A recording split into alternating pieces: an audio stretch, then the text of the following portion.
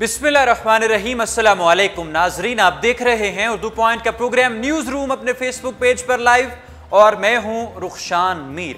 इस प्रोग्राम में दिन भर की अहम खबरें आपको बताएंगे और आप बजरिया कमेंट्स अपने फीडबैक का इजहार कर सकते हैं। अहम मौज़ूआत हमारे पास हैं। सबसे पहले बात करते हैं कि पाकिस्तान के साबिक वज़ीर आज़म नवाज शरीफ ने चीफ जस्टिस ऑफ पाकिस्तान से क्या कहा।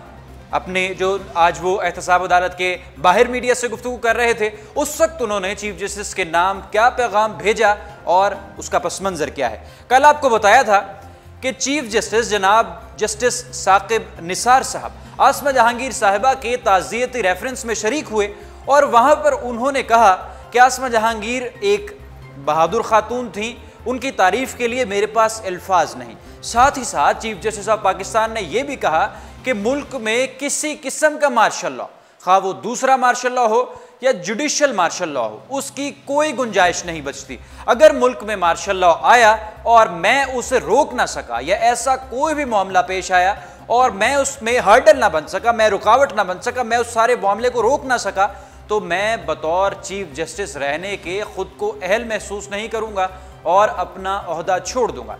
चीफ जस्टिस साकिब निसार ने कल आसमा जहांगीर साहिबा के ताज़ियती रेफरेंस में यह भी कहा कि अगर मुल्क में मार्शल लॉ आता है या मुल्क में इलेक्शंस लेट होते हैं, अगर इलेक्शंस में कोई देर आती है, इलेक्शंस अपने वक्त से, अपनी जो टाइम है जब इलेक्शंस होने हैं, अगर उस वक्त नहीं होते और मैं उनको अपने वक्त पर इलेक्शंस करवाने में कामयाब नहीं रहता, तब भी मैं चीफ जस्टिस खुद को रहने के काबिल नहीं समझूंगा।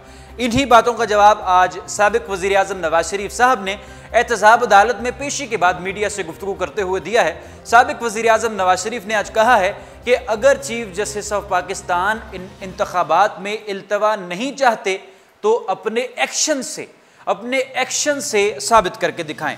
साबिक वज़ीर आज़म नवाज शरीफ साहब का कहना था कि हमारे साथ और सलूक है, दूसरों के साथ और सलूक है।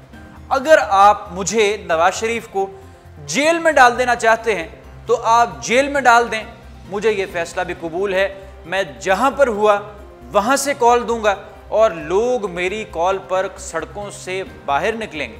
अगर चीफ जस्टिस जनाब साकिब निसार चाहते हैं कि इंतखाबात वक्त पर हों तो अपने इस जो उन्होंने बयान दिया है, जो बात की है, उसको अपने एक्शन से साबित करके दिखाएं।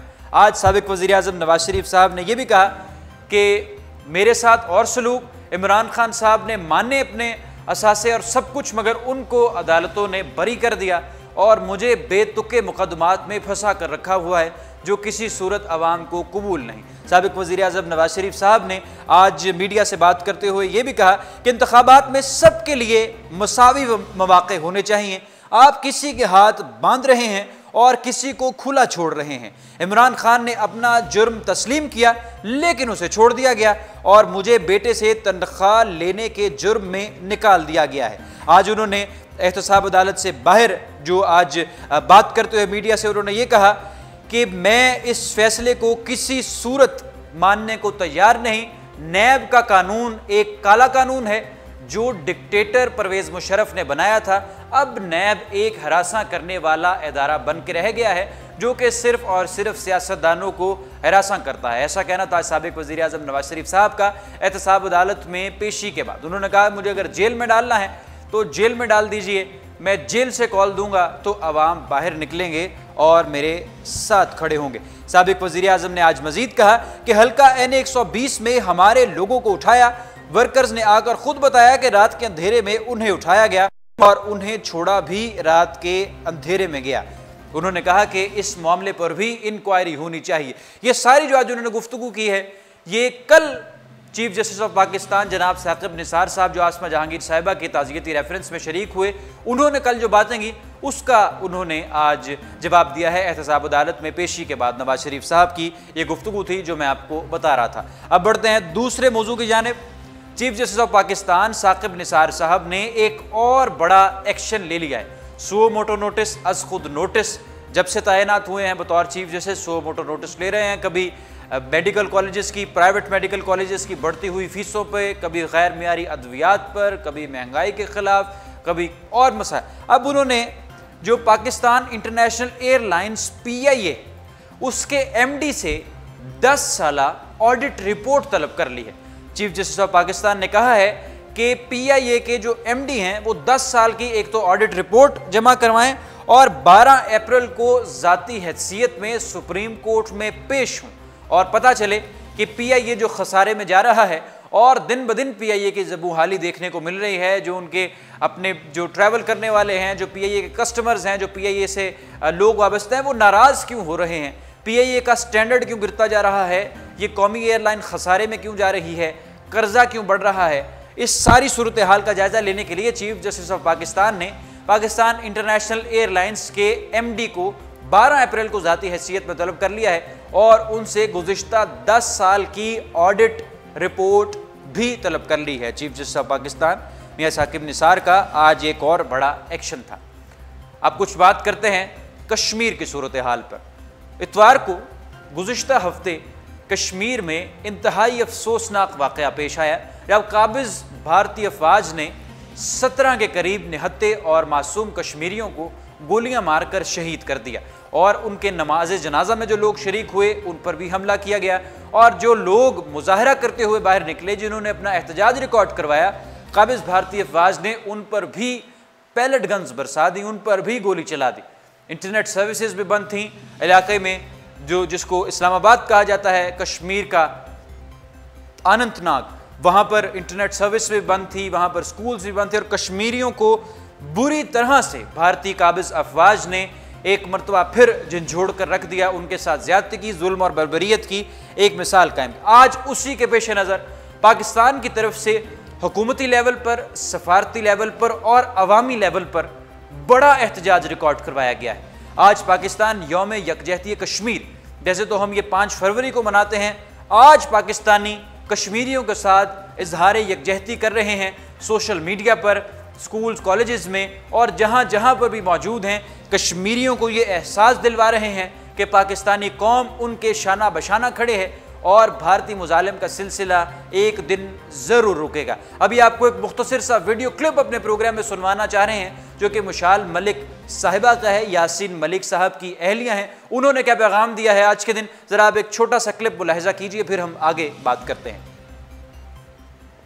आज 6 अप्रैल को सारे पाकिस्तान के अंदर कश्मीर डे डिक्लेयर किया गया है, ब्लैक डे, क्योंकि जो अट्रॉसिटीज़ हो रही हैं पिछले एक हफ़्ते से और कितने डेकेड से लाखों शहादतें होंगी हैं कश्मीरियों की, और हिंदुस्तान की जो, इंडिया की जो बर्बरियत है, जो ब्रूटैलिटीज़ हैं वो बढ़ती ही जा रही हैं। रोज़ हमें बॉडी बैग्स मिल रहे हैं। मैं अपील करती हूँ पाकिस्तान की कौम से कि आप सब लोग बाहर निकलें, सॉलिडारिटी दिखाएं, सारे बच्चे, यूथ, औरतें, बुज़ुर्ग सब हमारी आवाज़ बने। हमारी आवाज़ को दबाया जा रहा है, हमारे गले घोंटे जा रहे हैं, हमें मारा जा रहा है पैलेट्स के साथ। सारी हमारी लीडरशिप इस वक्त नज़रबंद है, इतना टॉर्चर हो रहा है। वहाँ पे फ्यूनरल्स के ऊपर भी जिस तरह फायरिंग और शेलिंग की जा रही है, पैलेट्स मारे जा रहे हैं। इनको रोकने के लिए उनकी आवाज़ बने, सोशल मीडिया के थ्रू, सेमिनार्स के थ्रू, वॉक्स के थ्रू, रैलीज़ के थ्रू, और शोर मचाएं और दुनिया को ये बताएं कि जो हमारा लीगल राइट है, आज़ादी का हक, वो हर इंसान का हक है, तो कश्मीरियों से क्यों छीना हुआ है दुनिया ने। तो नाज़रीन, आपने मुलाहिजा किया मुशाल मलिक साहिबा का एक वीडियो पैगाम, जिसे गवर्नमेंट ऑफ पाकिस्तान ने भी अपने ट्विटर पर शेयर किया और सोशल मीडिया सार्फिन ने बड़ी तादाद में इस पैगाम को शेयर किया।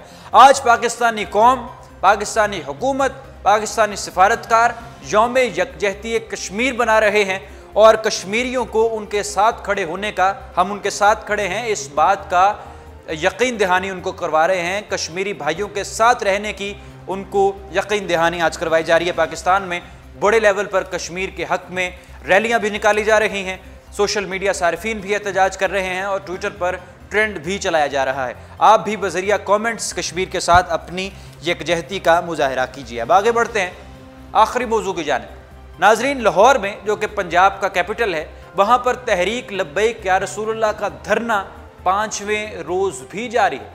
अल्लामा खादिम हुसैन रिजवी का हमने जाकर इंटरव्यू भी किया। अल्लामा खादिम हुसैन रिजवी का कहना था कि जब हमने धरना दिया 22 रोज़ पर मुश्तमिल नवंबर 2017 में फैज़ाबाद और इस्लामाबाद के संगम, रावलपिंडी और इस्लामाबाद के संगम फैज़ाबाद पर, तो 22 रोज़ बाद हमारा हुकूमत के साथ एक मुआहदा तय पाया जो कि 6 नुकात पर मुश्तमिल था। उसमें से सिर्फ एक मुतालबे पर अमल दरामद हुआ, बाकी 5 अभी भी धरे के धरे हैं।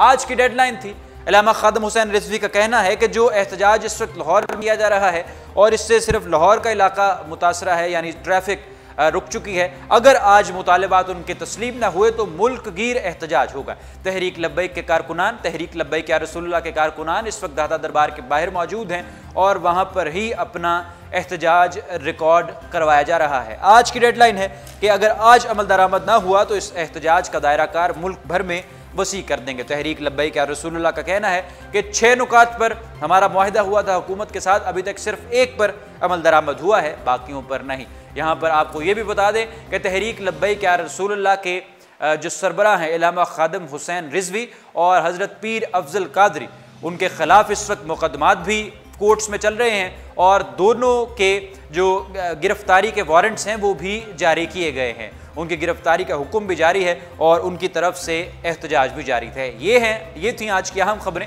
जो हमने अपने प्रोग्राम न्यूज़ रूम में तफसीली इसको डिस्कस किया। आपका फीडबैक भी आपने इजहार किया, फीडबैक का बजरिया कमेंट्स।